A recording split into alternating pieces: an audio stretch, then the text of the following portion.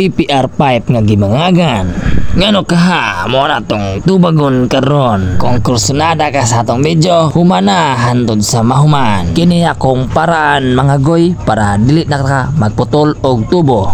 Morning ginabuhat kung baga kag nawong ay tubo. Pero bag-o pa ni sa imong pananaw, gusto ka mosundog, pag-practice diya gimuha, ayaw pagasul-lasol sa kuha. Mga goy, makita ninyo kung saon pagsulod sa atong PPR fusion na ay hangganan ang pagsulod o pag-init para dili magbara ang bangag sa atong PPR.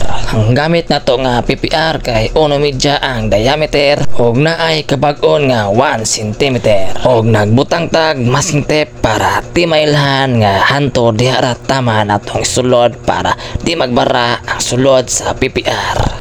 Og diya makita nimo sa babaw sa atong video og tanggalon na natong masking tape para makita ninyo kung unsa siya kadikit. O kung wa kay natun-an sa atong video karon, please bash me and share.